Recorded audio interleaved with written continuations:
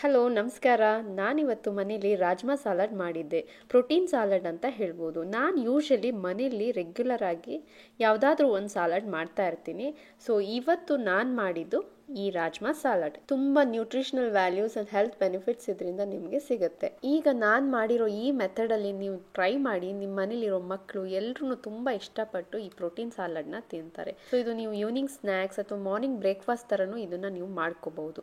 ಇಲ್ಲಿ ನಾನು ಒಂದು ಸ್ವೀಟ್ ಕಾರ್ನ್ನ ಬೇಯಿಸ್ಬಿಟ್ಟು ಅದನ್ನು ಹಾಕ್ತಾ ಇದ್ದೀನಿ. ಇದು ಒಳ್ಳೆ ಟೇಸ್ಟ್ ಕೊಡುತ್ತೆ. ಆಬ್ವಿಯಸ್ಲಿ ಮಕ್ಳಿಗೆ ತುಂಬ ಇಷ್ಟ ಆಗೋವಂಥ ಒಂದು ಸ್ವೀಟ್ ಕಾರ್ನ್ ಇದು. ಆಮೇಲೆ ಸಣ್ಣದಾಗಿ ಹೆಚ್ಚಿರೋ ಈರುಳ್ಳಿ ಒಂದು ಹಾಕ್ತಾ ಇದ್ದೀನಿ. ಜೊತೆಗೆ ಒಂದು ಸೌತೆಕಾಯಿ ಹಾಕ್ತಾ ಇದ್ದೀನಿ. ಮತ್ತೆ ಒಂದು ಸಣ್ಣ ಕ್ಯಾರೆಟ್ ಕೂಡ ಹೆಚ್ಚಿಬಿಟ್ಟು ಹಾಕಿದ್ದೀನಿ. ನೆಕ್ಸ್ಟ್ ನಾನು ಚೆನ್ನಾಗಿ ಬೆಂದಿರೋ ರಾಜ್ಮಾನ ಹಾಕ್ತಾ ಇದ್ದೀನಿ.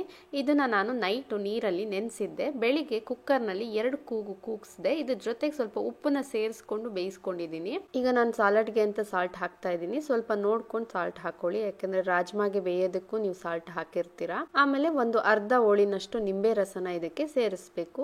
ಇವಾಗ ನಾನು ಈ ಸಾಲಡ್ ಟೇಸ್ಟ್ನ ಎನ್ಹಾನ್ಸ್ ಮಾಡೋದಕ್ಕೋಸ್ಕರ ಈ ಕ್ರೀಮಿ ಸಾಸ್ನ ಹಾಕ್ತಾ ಇದ್ದೀನಿ. ಇದು ಕಂಪ್ಲೀಟ್ಲಿ ಹೋಮ್ ಮೇಡ್ ಸಾಸ್. ಮನೇಲಿರೋ ಕೆಲವೊಂದು ಐಟಮ್ನ ಇಟ್ಕೊಂಡು ನೀವು ಮನೇಲಿ ಈ ಕ್ರೀಮಿ ಸಾಸ್ನ ಮಾಡ್ಬೋದು.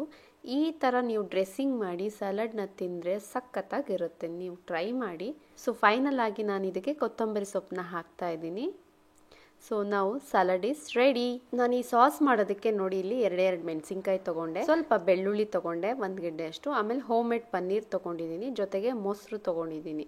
ಇದಿಷ್ಟನ್ನು ಹಾಕಿ ಸ್ವಲ್ಪ ಸಾಲ್ಟ್ ಸೇರಿಸಿ ಮಿಕ್ಸಿಯಲ್ಲಿ ಪೇಸ್ಟ್ ಮಾಡ್ಕೋಬೇಕು. ಫೈನ್ ಪೇಸ್ಟ್ ಮಾಡ್ಕೊಂಡ್ರೆ ಸಲಾಡ್ಗೆ ಒಂದೊಳ್ಳೆ ಟೇಸ್ಟ್ ಸಿಗೋದೆ ಈ ಡ್ರೆಸ್ಸಿಂಗ್ ಇಂದ. ಮನೇಲಿ ಟ್ರೈ ಮಾಡಿ ನನಗೆ ಕಮೆಂಟ್ ಮಾಡಿ. Thank you.